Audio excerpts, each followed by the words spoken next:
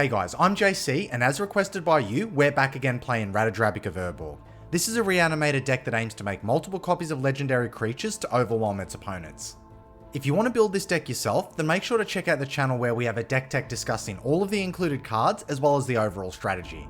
We also have a Discord with a channel dedicated specifically for Ratadrabik, so if you want to discuss card swaps, new inclusions, or anything else related to the deck, then come check it out. You'll be able to do this through our newly made Patreon. Let's see if our opponents give Ratadrabik the respect it deserves.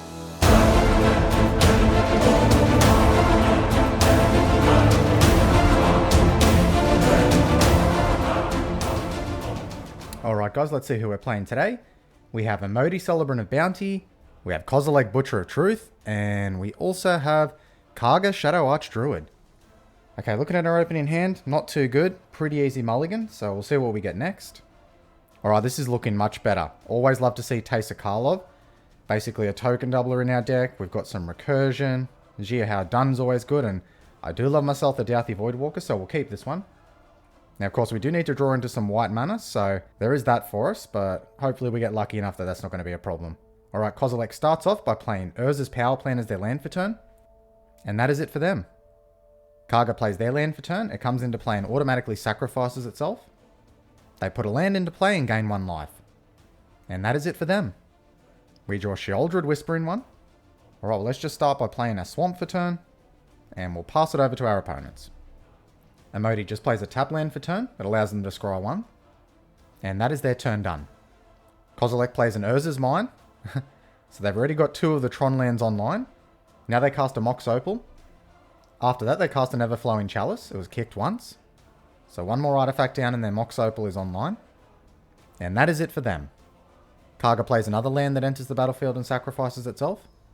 They also gain another life. And that is it for them. We draw another Swamp. Well, let's play that Swamp for turn. And we'll get down our Douthie Voidwalker. Hopefully we may even get lucky and we may be able to snag some ramp off the Imoti player. Hopefully some land ramp and get that plains that we need. And that's us done. Imoti plays a Simic Growth Chamber. It is going to require them to bounce a land back to their hand. And that is their turn done. Kozilek plays a land for turn.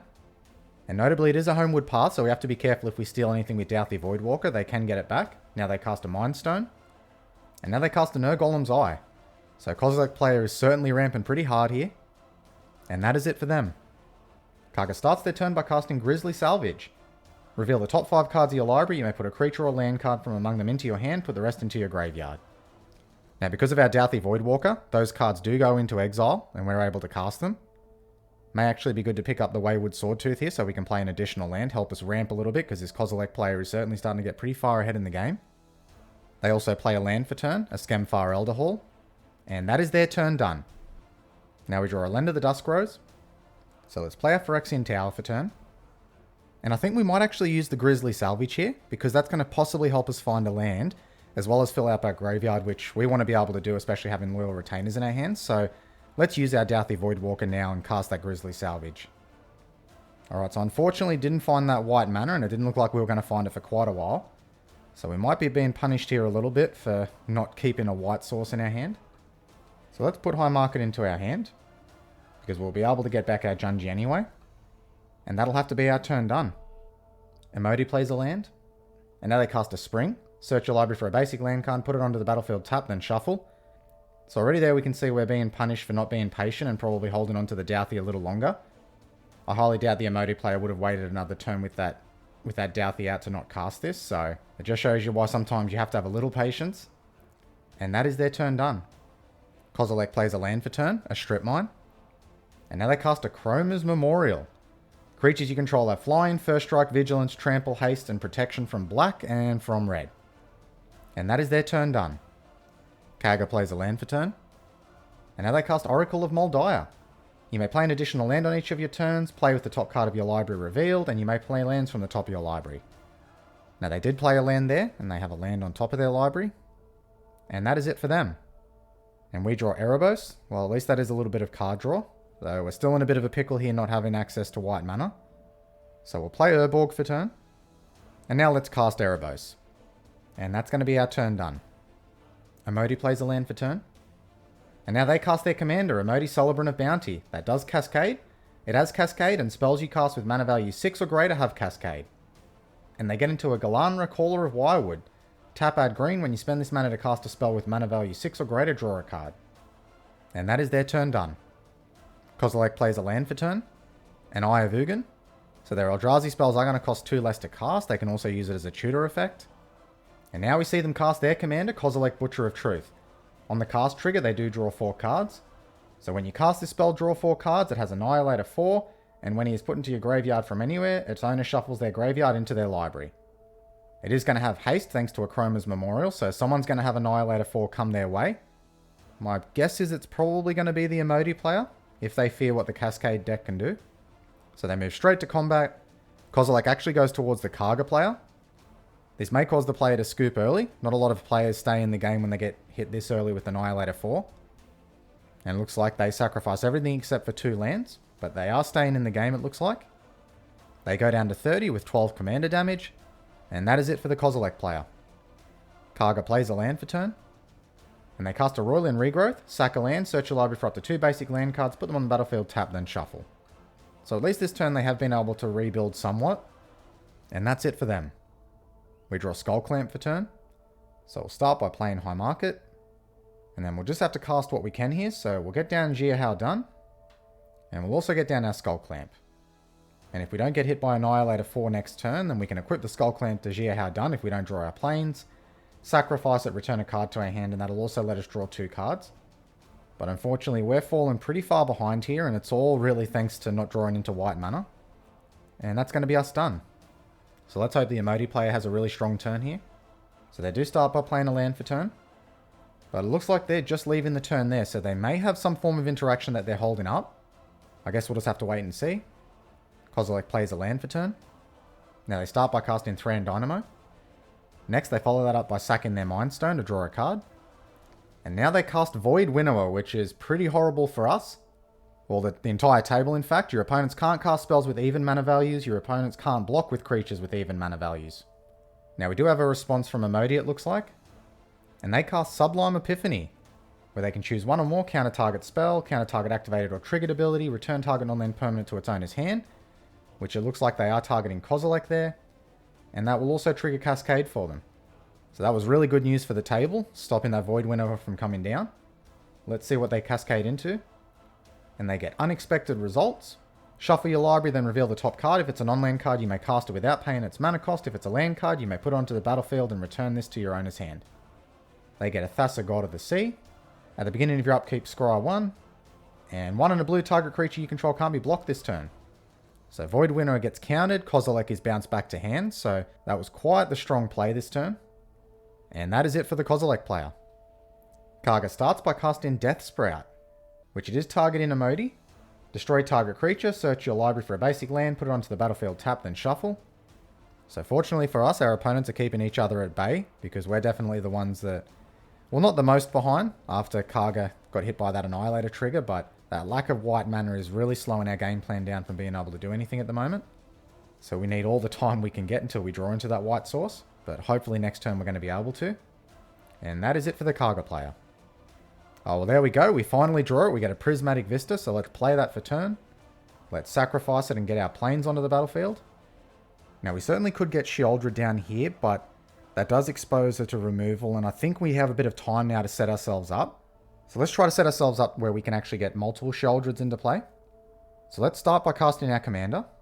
Then we're going to equip our Skullclamp to Jiahao Dun. And now we'll sack Jiahao Dun, returning Victimized to our hand. That's going to trigger Skullclamp, our commander, and Erebos. So we'll draw 2 cards from our Skullclamp. So Conrad and Cauldron of Souls. Cauldron of Souls really good. We'll make a token copy with our commander of Jiahao Dun. We'll draw a card with Erebos, which is going to cost us 2 life, taking us down to 37, and we get a Grave Pact. Well, that's exactly what we want to see. The best interactive piece in our deck, Grave Pact. And then we'll return Victimized to our hand. Now we're just going to leave the turn there. We are going to have to go to discard. And I think we're going to discard Sheoldred here, because in case the Simic player has some interaction for us, they are able to counter our Victimize. We also have Loyal Retainers to be able to bring it back as well. Now on Emoti's upkeep, Thassa does trigger, they get to scry 1. They play a land for turn. And now they cast Terastodon. When it ETBs, you may destroy up to 3 target non-creature permanents. For each permanent put into a graveyard this way, its controller creates a 3/3 green elephant creature token. They will get to draw a card thanks to their Galanra. Well, let's see what they target here. I'm sure one of them is going to be the Akroma's Memorial, but it'll be interesting to see what else they target. Luckily, they can't hit our commander, so that does offer us a little bit of protection.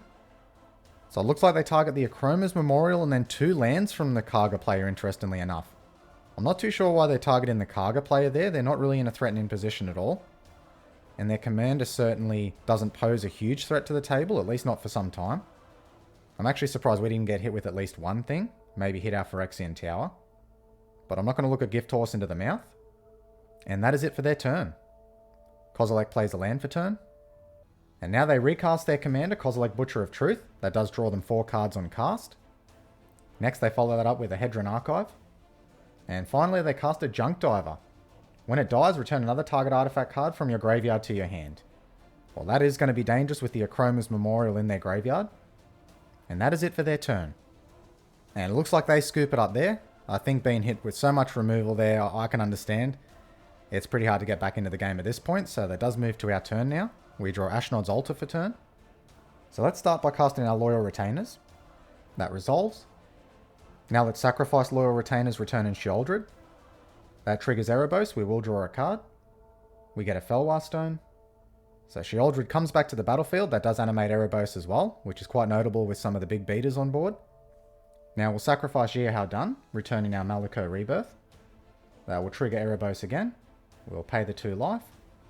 And we draw Gift of Immortality, that's a really good hit. Now I just really wish we had access to white mana so we could have put that onto Sheoldred. Now we'll cast Maliko Rebirth, targeting Sheoldred. And now we'll cast Victimize. Now we'll sack Sheoldred. That's going to trigger our commander. That will make a token copy of Sheoldred. We'll pay 2 life to draw another card. We get a Polluted Delta. That returns our Sheoldred to the battlefield tapped.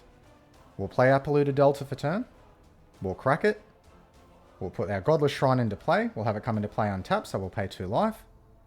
Now we're going to cast Ashnod's Altar. Then we're going to sack our original Sheoldred. That triggers Erebos and our commander. We'll make another token copy of Sheoldred. We'll draw another card. Now we're going to cast Victimize. We're going to return Sheoldred and Loyal Retainers. We'll sacrifice Erebos.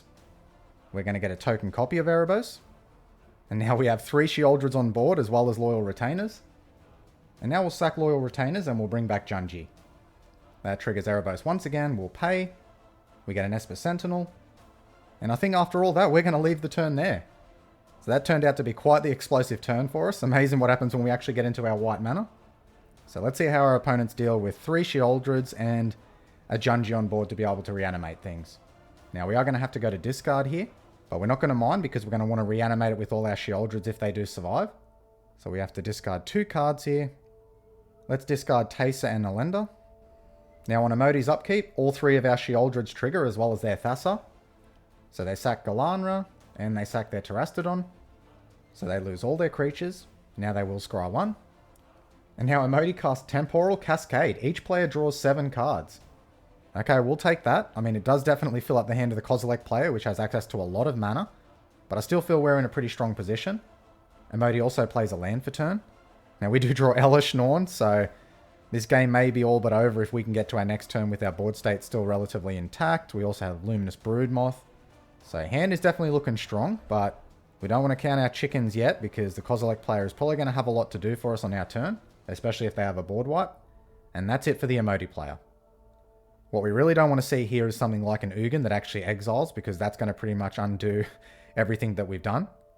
And that will definitely put the Kozilek player in a very, very commanding lead. But at the very least, we don't have to worry about a Kozilek Annihilator trigger coming our way. So as we move to the Kozilek player's turn, our Sheoldreds trigger 3 times. Kozilek does hit their graveyard and they decide to shuffle their graveyard into their library. I'm real surprised with that. I thought losing their Junk Diver, they might have wanted to get that Akroma's Memorial back. Not sure if that was on purpose or if that was a mistake. They do play Urza's Tower for turn, so they do have all 3 Tron lands online. And now they cast All Is Dust. Okay, so that is the board wipe they had. But that's not too bad for us at all. We can definitely handle that. So we'll allow that to go through. We'll have Ratadrabik actually hit our graveyard here.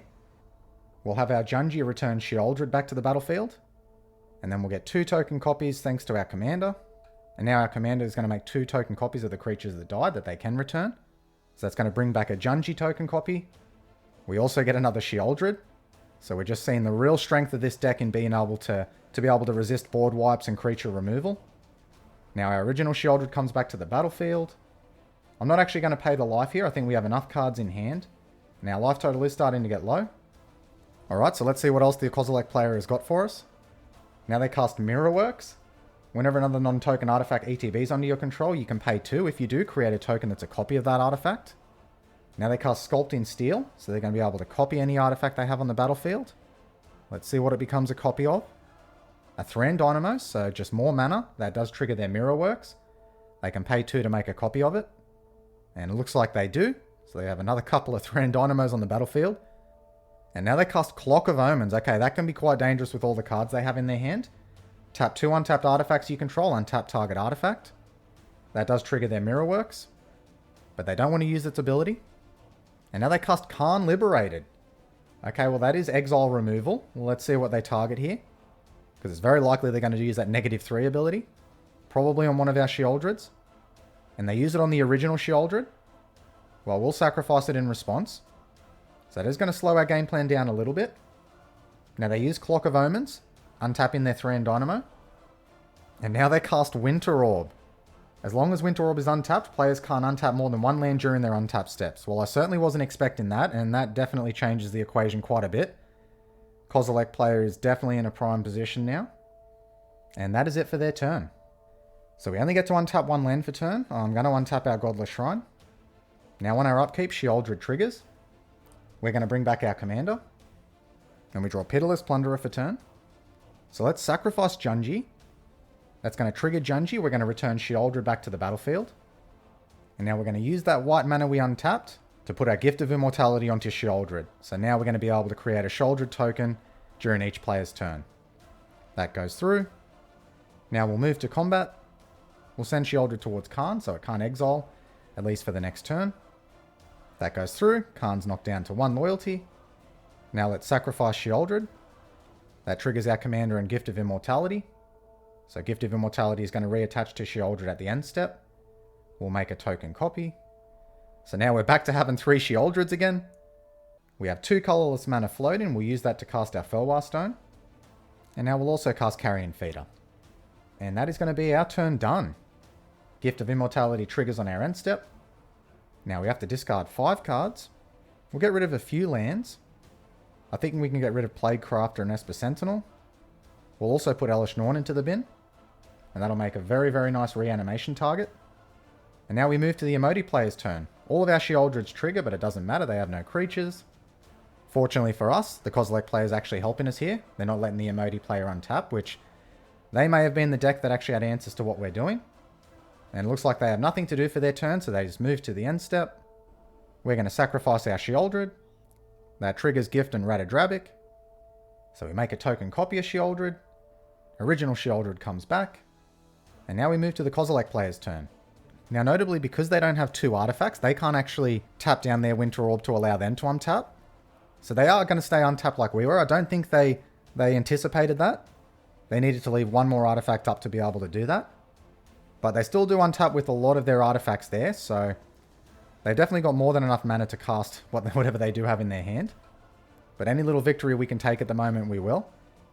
So really the only card that we're afraid of at the moment that I can think of is Ugin. That's going to be the biggest thing that's going to set us back. If we don't see Ugin, I think we're going to be in a pretty strong position here. Now, Kozilek does start by activating Khan, making us exile a card from our hand. We'll just get rid of Braids. Now they use Clock of Omens, untapping their Thran Dynamo. And I'm guessing we're going to see Kozilek come back down here. No, we have Ulamog the Infinite Gyre. When they cast this spell, destroy target permanent. They are targeting our commander. Well, we'll let them pay the Ward 2 first. So in response to that, we'll use our Carrion Feeder to destroy Ratadrabik. We'll let Ratadrabik go back to the graveyard. That is going to put a 1/1 counter on our Carrion Feeder. So Ulamog's trigger will fizzle. And now it does have Indestructible and Annihilator 4. Luckily for us, Sheoldred doesn't care too much about that, provided we can keep our Sheoldreds down. Now they use Eye of Ugin. Search your library for a colorless creature card, reveal it, put it into your hand, then shuffle. Let's see what they get here. And they find themselves an Ulamog the Ceaseless Hunger. We're okay with that. I mean, it does have a cast trigger that does exile permanents, but we just really need to get back to our untapped step, and I think we can possibly take the Kozilek player out. And now they cast Vidalcan Ori. You may cast spells as though they had flash. Now they use Clock of Omens again, untapping their Thran Dynamo. Now our Gift of Immortality triggers on the end step. It reattaches to our original Sheoldred. We're going to sack Sheoldred. And let's move to our turn. On our upkeep, our Sheoldreds all trigger, so we can return 4 creatures back to the battlefield. Well, our first one will be our commander. The second one's going to be Elesh Norn. The third one's going to be Teysa Karlov. And the fourth one's going to be Junji. Alright, we also draw into Reanimate, so this is going to be a big turn for us. Now, because their Winter Orb was tapped as well, they did let us untap with all of our mana, which may have been a pretty big mistake for them. So we'll start by playing our land for turn. Next, we're going to cast our Pitiless Plunderer. That's going to make us mana now every time we sack our creatures. Now we're going to play Luminous Broodmoth.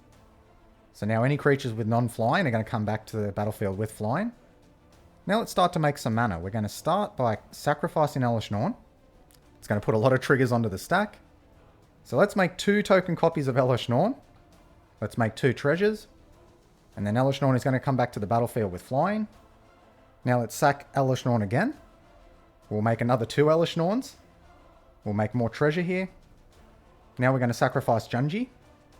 We're going to return Elesh Norn. We're also going to return our Loyal Retainers. So that's going to make 2 Junji copies now. We'll make 2 more treasures. It looks like Ulamog sacrificed in response. So it shuffles their graveyard back into their library. We won't try to hold our opponents up anymore. We'll just make sure that we have enough damage to kill them completely. So we'll sacrifice Elesh Norn again. We'll make yet another 2 Elesh Norns. And then we'll just do it one more time, and I think that should be enough to kill our opponents. We'll sacrifice Loyal Retainers. We'll just get Elesh Norn one more time, just to be absolutely sure. And then we'll swing in and hopefully take the game. Alright, so we move to combat. We'll send these 3 Sheoldreds towards Imoti. We'll send Carrion Feeder and our last Sheoldred towards the Kozilek player. And we'll see if that's enough to get the job done. The Kozilek player scoops it up right there. And that is the game done there, guys. Alright, let's go to the review and discuss what happened. So in this game, we really got to live the dream. Making multiple copies of Elesh Norn and Sheoldred is just about as good as it gets, and it's a real reason why I love playing this deck. I think a part of why we were able to dominate as much as we did was our opponents underestimating Ratadrabik. When the removal was flying around, we pretty much avoided all of it until we were in a commanding position. But even when we did start facing removal, our opponents got to see just how resilient this deck can be. If you don't have exile effects or graveyard interaction, then the deck just keeps coming back turn after turn, and it's another reason I love playing it so much. Well, that's it for today. If you were looking for a reason to build and play Ratadrabik, hopefully this game gave you that and then some. Make sure to keep your eyes peeled because we are going to be having more Ratadrabik games coming soon. Until next time, guys.